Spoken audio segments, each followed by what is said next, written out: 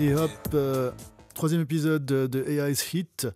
Donc, à nouveau, pour mieux comprendre les capacités de l'intelligence artificielle par rapport à la photographie, on va se focaliser sur l'histoire via le profil de photographes connus du passé ou du présent. Et donc, comme la semaine passée, on va essayer de découvrir ou redécouvrir un photographe qui a marqué son temps.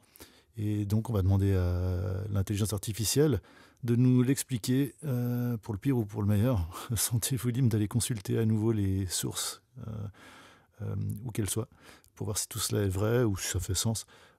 Et à nouveau, là, je vais utiliser OpenAI, donc DALL-E pour les illustrations, OpenGPT, ChatGPT pour les infos historiques.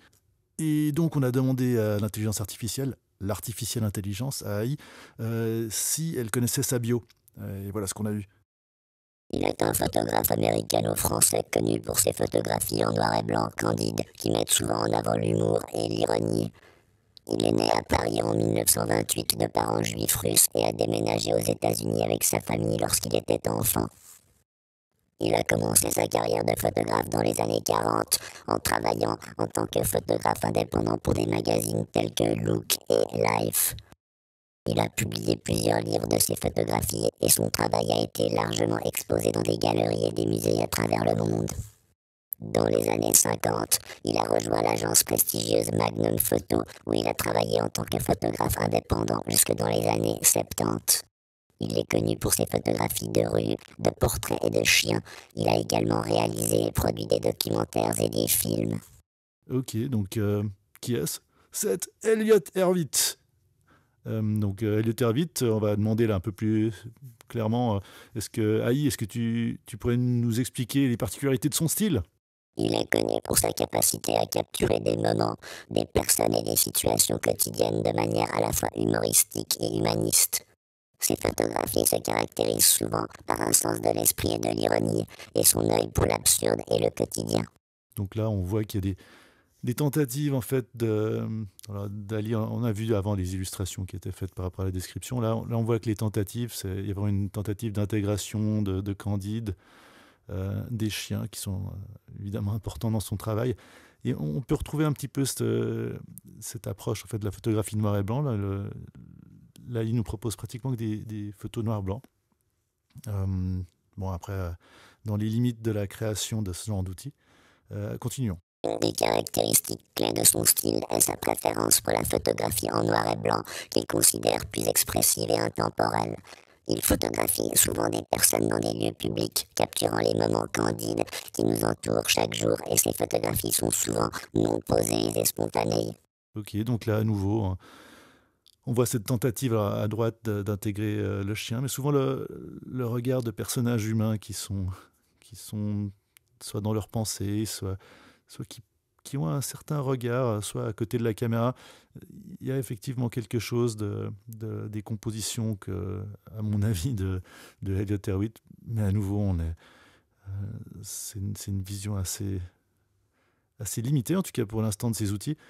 Ce que j'aime bien dans la photo de gauche, c'est que j'ai l'impression qu'on a un chien au volant du pick-up là, sur la route.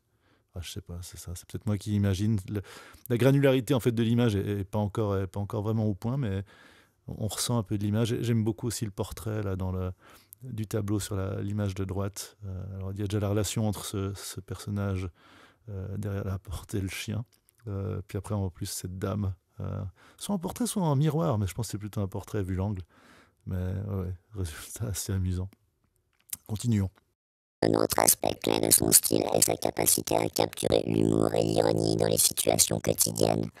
Il a un talent pour trouver l'inattendu et l'insolite dans l'apparemment banal, et ses photographies ont souvent un sens de l'esprit et de la légèreté. Ok, là deux photos, effectivement, plus de rue. À nouveau avec des images qui donnent une sensation. On a déjà vu avec les précédents portraits des semaines passées. Il y a une sensation quand même, j'ai l'impression. La tentative est intéressante. J'aime bien ce portrait à droite. Une personne virtuelle, évidemment, qui n'existe pas, mais qui a un peu des traits. On ne sait pas si elle sourit, on ne sait pas si elle est attentive à la photo qui est prise. À nouveau, sachant que c'est une image qui vient de nulle part, purement de reconstruction mathématique, c'est amusant de voir cette signification, en tout cas pour moi. Puis à gauche, cette scène de rue avec cet homme qui semble un peu accoudé, reposé sur ce pylône en train de regarder la rue. Ouais, voilà. Donc voilà, on a eu une petite tentative de Laïd de nous expliquer Elliott Erwitt et son travail. Vu qu'on a à disposition un AI Elliott, si on lui demandait une création en fait nouvelle.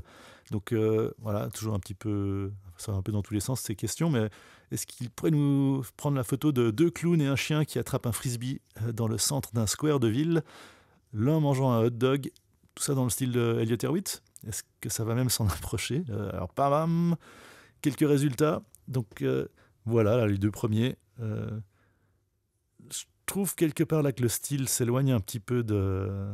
Je ressens pas la même sensation. Je vois qu'il y a une tentative. Alors, probablement que ma requête était un peu complexe. Je vois qu'il y a une tentative quand même avec ces personnages. Les chiens, ouais, évidemment, mais bon, ça je l'ai cité. L'image de gauche, on devine un hot dog tenu par le monsieur à droite. À droite, c'est difficile de dire si l'homme de gauche tient un hot dog. À nouveau, là, c'est intéressant de voir que ces 2 placent une vision assez européenne de la place, avec des architectures qui sont plutôt anciennes. Alors, les deux images d'après, même chose. Quoique ça pourrait aussi être... Enfin, en tout cas, il y a un choix assez délibéré de l'architecture ambiante de la place de ville.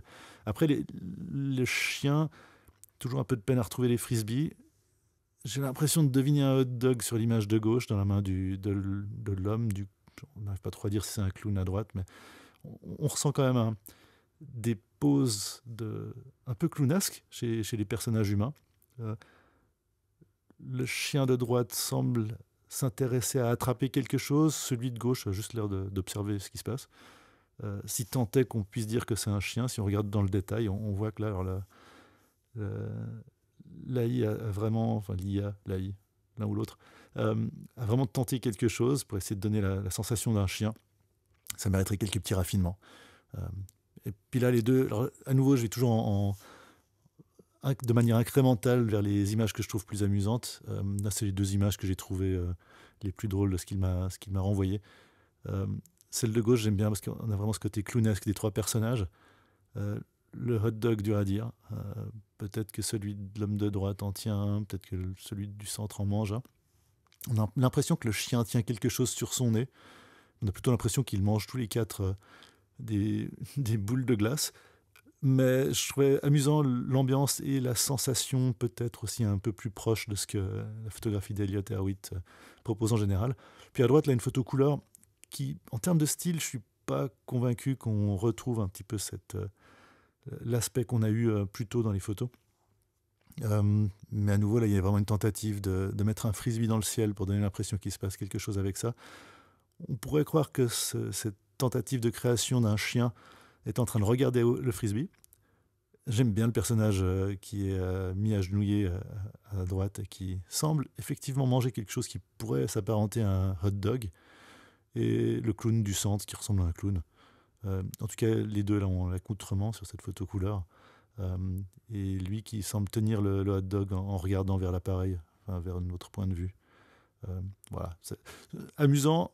Je trouve peut-être un peu moins convaincant cette semaine l'approche, en tout cas sur la requête spécifique là, de cette scène. Mais je trouve amusant là, ces questionnements par rapport à l'intelligence artificielle. Alors n'hésitez pas à mettre des commentaires si vous en avez par rapport à ces photos, par rapport à l'histoire d'Elliott Erwitt aussi. Et évidemment, vu que la plupart de ces informations, elles ne sont pas vérifiées, c'est juste une série tentative pour s'amuser et tenter de se réintéresser au travail de Elliott Erwitt. Allez voir en ligne ou dans les livres, ou parlez-en à d'autres personnes qui s'y connaissent et allez redécouvrir un peu son travail. Voilà, à la semaine prochaine.